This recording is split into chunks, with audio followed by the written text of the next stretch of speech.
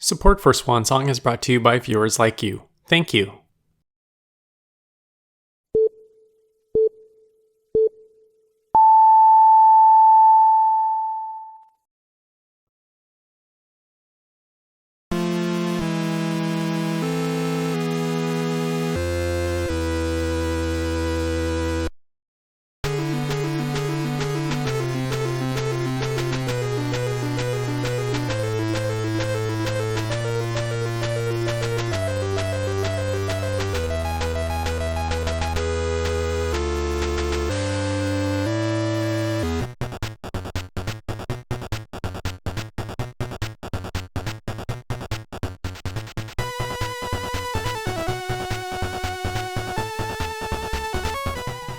This episode's game is an outlier of the series it belongs to. This time we're taking a look at Chou Aniki Otoko no Tamafuda, developed by Masaya, published by Bandai, and released on February 10th, 2000.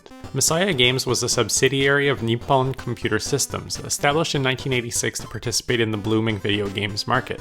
Mainly, they are known for their prolific output on the NEC PC Engine console throughout the late 80s and early 90s, with their most well-known titles on the system being licensed games for the Macross and Ranma 1/2 anime, as well as their original series Langrisser and Chou Aniki. In 2000, following the release of both their WonderSwan titles, the other being Langrisser Millennium: The Last Century coming up in episode 82, NCS announced their intention to pivot to the enterprise software business and abandon the game market altogether, so Masaya Games was disbanded. In 2000, a company known as Extreme licensed the rights to the games developed by NCS and Masaya Games in hopes of capitalizing on the blooming mobile phone gaming market and re-releasing classic Masaya games on the Wii's Virtual Console. Eventually in 2014, Extreme would simply buy out what was left of Masaya Games, and a year later revive the brand and return to developing for game consoles with the release of Langrisser Reincarnation for the Nintendo 3DS. The Chou Aniki series is widely known as a bakage, or stupid game series, meaning that the games just try to be as absurd as possible at all times. While I think the series is most well known for its horizontal shooting games similar to Gradius and Darius in their gameplay, about half the titles in the series branch out into other genres.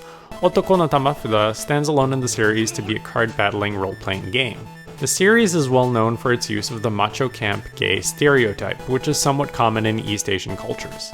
The series' main characters, Samson and Adon, are two incredibly jacked bodybuilders wearing thongs, shooting bullets out of holes in their head, usually on a journey to get their hands on some protein powder so that they can get even more jacked.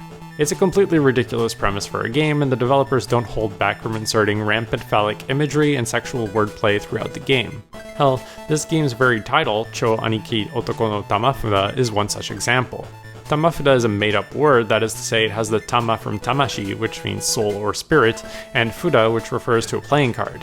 You could loosely translate it to Super Big Brother men's spirit cards, but you'd also be missing out on the wordplay going on with tama, which also means balls or testicles.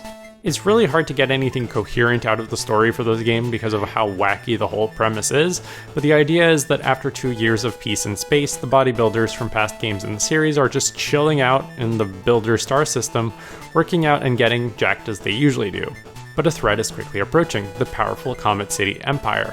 So it's up to you and your other bodybuilder friends to defend your turf and overwhelm the invaders, and claim their protein as yours. It's really just the flimsiest excuse to give you an excuse to play cards against a bunch of different people across the star system. The elephant in the room is whether Chou Aniki's gay stereotypes are offensive, and as a straight man with very limited experience with the series, I don't consider myself qualified to make that judgment on anyone's behalf in this video. I definitely have discomfort with elements of certain gay subcultures being appropriated for laughs by creators who, as far as I know, weren't queer themselves.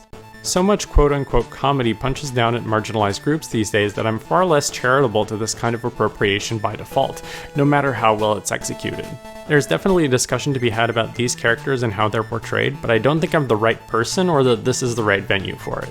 For what it's worth, throughout my gameplay prep for this video, I didn't encounter anything that read as explicitly homophobic, but I can't say with any certainty that there's no such content in there. Otoko no Tamafuda as a collectible card game is an interesting peek into how its design was influenced by other contemporary trading card games, especially Magic the Gathering. Much like how a Magic deck must contain a certain amount of land cards which may be tapped for mana to play spells, Otoko no Tamafuda has a similar concept with protein cards. Every turn you can play a maximum of 1 protein card from your hand up to a total of 9, and this increases the maximum cost of cards you can play from your hand. Unlike in Magic, protein cards are not a resource that are tapped for energy once per turn. You can play any card for free as long as its protein cost is less than or equal to the number of protein cards you have in play. Well, kind of. In classic Chou Aniki fashion, you can also choose to pay for cards with your body. If you're holding a 5 protein costed card in hand and you want to play it, but you only have 3 protein cards in play, you can still play it as long as you take 10 HP of damage for each protein you're missing.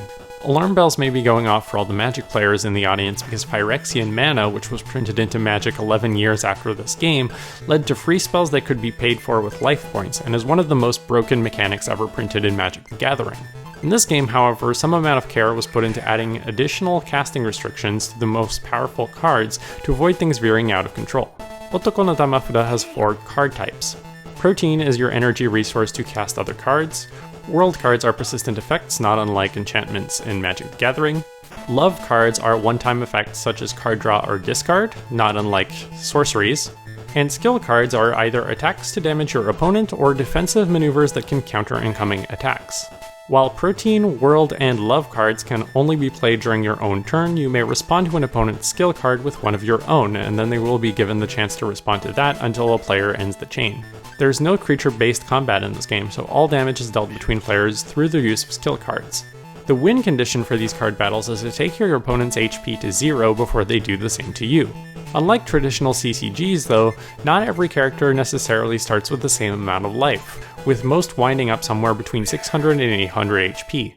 Upon defeating your opponent, you're given a list of 3 cards from their deck which you can claim for yourself. Your starter 40 card deck list only has 8 protein cards, so early on you'll want to prioritize snatching up protein cards to reduce the amount of incidental damage you're dealing to yourself when casting your cards. Your opponent's decks will have more protein than yours. Unless you're obscenely lucky with how they draw, they aren't going to be chipping away at their own life total as much as you'll be chipping away at yours. Modern day understanding of card game mana bases would have you believe that a 40 card deck should contain about 17 protein cards to run efficiently. But what happens if you flood out and draw more protein than the maximum 9 you're allowed in play at once? Luckily, it seems some thought was put into this by having powerful finisher cards which require you to discard a certain number of protein cards you have in hand to deal devastating damage to your opponent.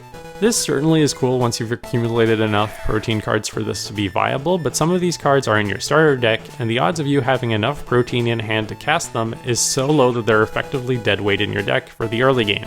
2 things really stand out to me about Otoko no Tamafuda as a card game. The first is just how well executed the mechanics in this game are. Almost every time I identified something that seemed like a design mistake or simply broken, there was an answer to that issue either in the rules of the game itself or in some other card's rules text. Were it not so grindy to build up your card collection, there's a genuinely interesting CCG base set of around 200 cards here to play with. The second is the lack of conceding really limits deck diversity and alternate win conditions. In Magic, if I play a discard deck and I've emptied my opponent's hand while mine is close to full, their chances of recovery are quite low, and if they don't draw something in the next 1 or 2 turns that turns the tide in their favor, they'll probably just concede the game. The CPU in this game cannot concede, so even if you manage to strip your opponent of resources or lock them out from playing anything, you need to have direct damage to follow it up and close the game. Games where a player secures an early advantage can take a really long time to close out, especially in the early game when all your cards are fairly weak and it feels way more grindy than it ought to. Put another way, this is one of the rare console-exclusive card games that has good enough rules and mechanics to make it seem like it would be fun to play in paper against other human opponents, and doing so would resolve one of the key issues I see with the game when played in its handheld form. Most console-exclusive card games don't even get that far, because too often they're just a slapped-together design mess trying to capitalize on the card game trend of the era. You can tell the people who designed this game played collectible card games a lot, knew them well enough to avoid common design pitfalls, and made something that would really have legs if released in paper.